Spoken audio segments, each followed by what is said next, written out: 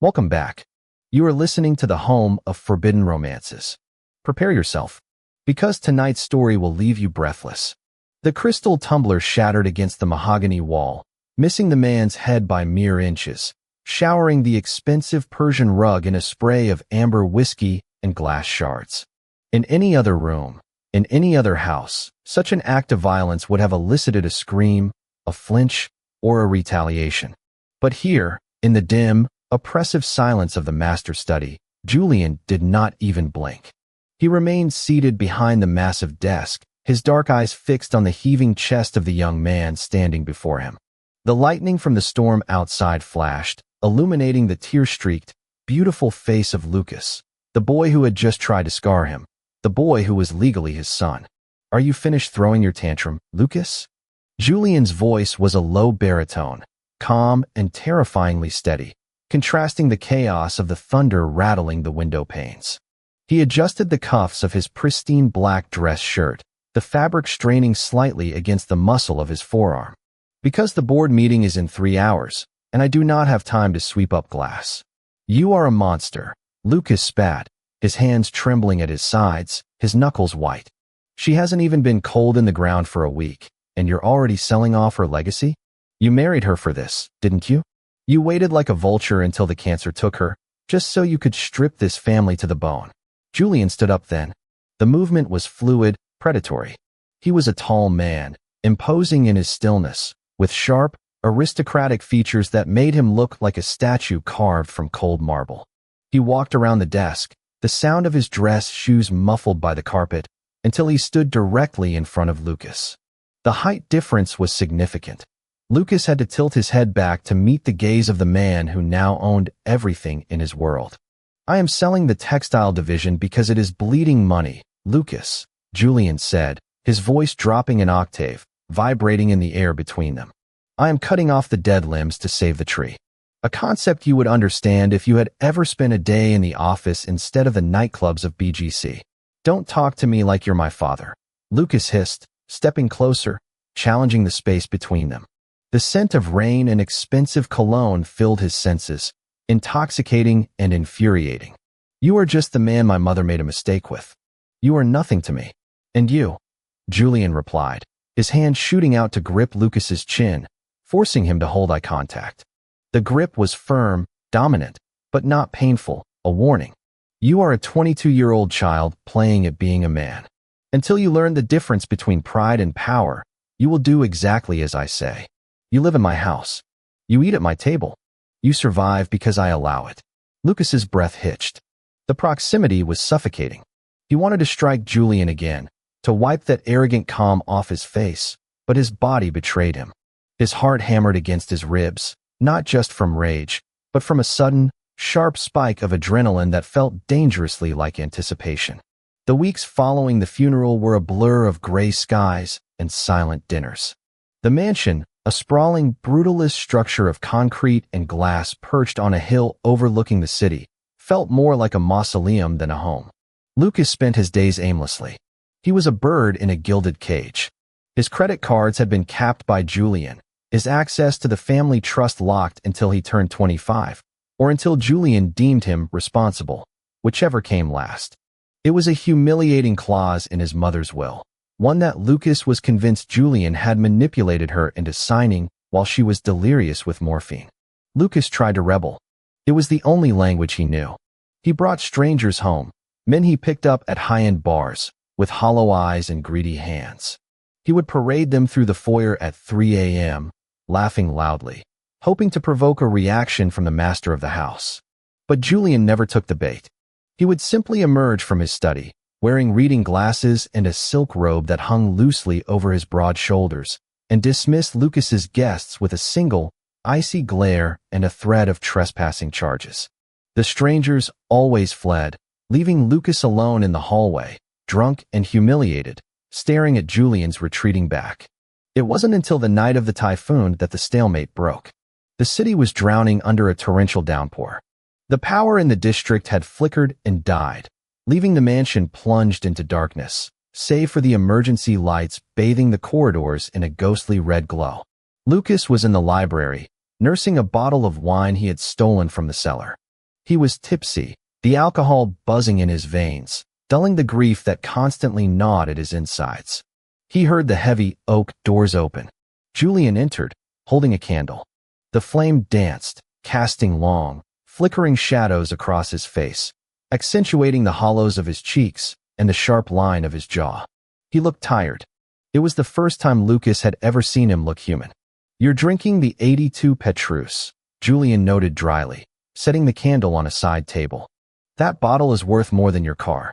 Put it on my tab," Lucas slurred, slouching deeper into the leather armchair. "Oh wait, I don't have one. You own it all, right? The wine, the house, the boy." Julian sighed, a sound of profound exhaustion. He loosened his tie and unbuttoned the top of his shirt, exposing the column of his throat. He walked over to Lucas and plucked the bottle from his hand. "Hey," Lucas protested, reaching for it. "Enough, Lucas." Julian placed the bottle out of reach. "You're drowning yourself to spite me, but you're the only one swallowing the water.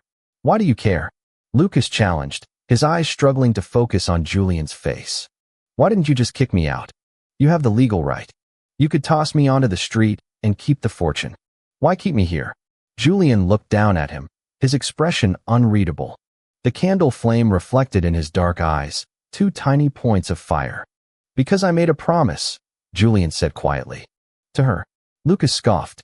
"To the woman you scammed?" "No," Julian said. He moved closer, leaning down, placing a hand on the arm of the chair, boxing Lucas in. The air in the room suddenly felt heavy, charged with static. "I didn't marry your mother for her money, Lucas. The company was already bankrupt when I stepped in. I married her because she begged me to save you." Lucas blinked, the alcohol haze clearing slightly. "What? Your father left behind more than just a legacy. He left gambling debts. Debts to the kind of men who don't sue. They break legs. They kill."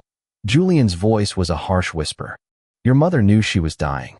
She knew the sharks were circling. She needed someone powerful enough to scare them off. Someone untouchable. She offered me the company shares if I cleaned up the mess and kept you alive." Lucas stared at him, his mouth slightly open. The narrative he had built in his head, the evil stepfather, the gold digger, was crumbling brick by brick. You're lying." "Am I?" Julian reached into his pocket and pulled out a folded piece of paper. He tossed it onto Lucas's lap. "That is the transfer slip from my personal account. 500 million pesos, paid to the syndicate 3 days before the wedding. I bought your life, Lucas. I didn't steal your inheritance. I am the only reason you still have a head on your shoulders." Lucas looked at the paper. The numbers were staggering. The date was correct. A wave of shame washed over him, hot and prickling. He had spent months treating Julian like a villain, spitting venom at him, while Julian had silently stood between him and a violent death. "Why didn't you tell me?" Lucas whispered, his voice trembling. "Would you have listened?" Julian asked, his tone softening, losing its edge. "You were grieving. You needed a monster to hate. It is easier to hate a person than to hate fate." Lucas looked up. Julian was close. Too close. In the dim candlelight, the older man's face was mesmerizing, stern, composed, but with a flicker of something raw in his eyes.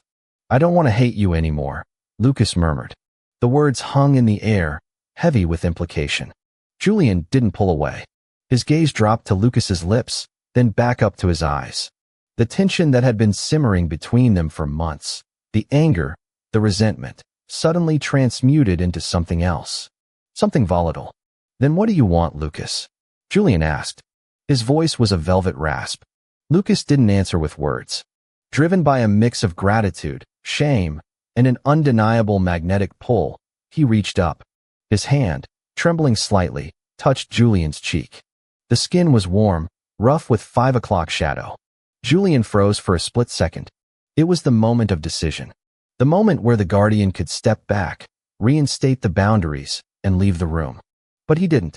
Julian turned his face into Lucas's palm, inhaling deeply, before his hand moved to the back of Lucas's neck. His fingers tangled in Lucas's hair, gripping tight. "This is a mistake," Julian growled, but he was already pulling Lucas up from the chair. "I don't care," Lucas breathed. Julian kissed him. It wasn't gentle. It was a collision, a release of months of pent-up hostility and silent observation. Julian tasted of whiskey and rain. His dominance was absolute. He devoured Lucas, his tongue sweeping into Lucas's mouth, demanding submission. Lucas moaned, clutching Julian's shirt, pulling him closer, desperate to erase the distance he had created. He felt small in Julian's arms, but for the first time in his life, he didn't feel trapped. He felt safe. He felt claimed. They stumbled backward, knocking into the heavy oak desk.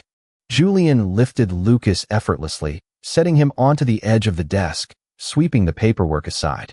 The sound of scattering files was lost under the crash of thunder outside. Julian, Lucas gasped, his head thrown back as Julian's lips moved down his neck, biting the sensitive spot where his pulse hammered. Say it again, Julian commanded against his skin, his hands roaming over Lucas's body, possessing him. Julian, please. The taboo of it, the stepfather, the guardian, only added fuel to the fire. It was wrong by every societal standard, but in the darkness of the storm-battered mansion, it felt like the only truth that mattered. The morning sun was blinding. Lucas woke up alone in his own bed. For a terrifying moment, he thought he had dreamed it all. The confession, the library, the way Julian's hands had felt on his skin. But then he shifted, and the ache in his muscles told a different story. Panic set in. How were they supposed to face each other? Would Julian regret it? Would he revert to the cold, distant statue? Lucas dressed quickly, his heart racing. He walked down the grand staircase, his footsteps echoing in the silence. He found Julian on the terrace, drinking coffee and reading a tablet. The storm had passed, leaving the sky a brilliant, washed-out blue. Julian looked impeccable as always, buttoned up in a charcoal suit, every hair in place. Lucas stopped in the doorway, suddenly unsure. Julian. Julian lowered the tablet. He looked at Lucas. The silence stretched, agonizingly long. Then, Julian gestured to the empty chair across from him. Sit. Your coffee is getting cold. Lucas walked over and sat down. He stared at the black coffee, unable to meet Julian's eyes. About last night. The board meeting is in an hour, Julian interrupted, his voice calm. Lucas felt his heart sink. He was being dismissed. It was a one-time mistake. However, Julian continued, folding his hands on the table. I have restructured the agenda. I am appointing a new assistant to shadow me. You. Lucas looked up, eyes wide. Me? But I don't know anything about the business. Then you will learn, Julian said, his eyes locking onto Lucas's. There was no coldness there anymore. There was a smoldering intensity, a possessive warmth that made Lucas's toes curl. You will be by my side, Lucas. Every day? In the office, and here at home. Is that an order? Lucas asked, a small, daring smile playing on his lips. Julian leaned forward, his voice dropping to that intimate range that sent shivers down Lucas's spine. It is. And as we established last night, you are quite good at taking orders when you want to be. Lucas flushed, remembering the library.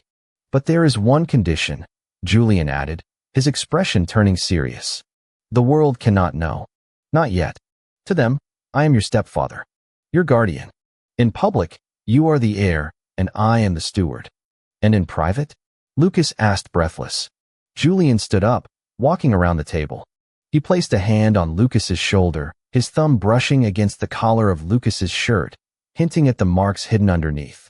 In private, Julian whispered into his ear, "You are mine." Julian walked back into the house to prepare the car, leaving Lucas sitting in the sunlight. Lucas touched the spot where Julian's hand had been. The cage was still there. The walls of the mansion were just as high, and the world outside would judge them if they knew. But for the first time, Lucas didn't want to escape. He took a sip of the coffee. It was bitter, strong, and exactly what he needed. And that is how the rebellious heir surrendered to the only man who could tame him. If you enjoyed seeing Lucas finally yield to the temptation, destroy that like button. And tell me in the comments, is love valid even if it breaks the boundaries of family titles and social taboos? I'll be reading your answers. Subscribe for the next chapter. Until then, prompt image. Prompt. Masterpiece, best quality, high-res, 1.2. Korean manhwa style, semi-realistic, digital art. 2 men, BL, Yaoi, man 1. Julian, 35 years old, tall, muscular build, sharp aristocratic features, cold expression, wearing unbuttoned white dress shirt and loosened tie. Dark hair slicked back, dominant stance, hand gripping the other man's chin. Man 2. Lucas, 22 years old, beautiful features, slightly messy brown hair, teary eyes, blushing, defiant but submissive expression, wearing a silk shirt falling off one shoulder. Looking up, background is a dark, luxurious study, mahogany bookshelves, lightning flashing through large window, rain on glass, scattered papers on desk, dramatic chiaroscuro lighting, cinematic composition, intense eye contact, tension.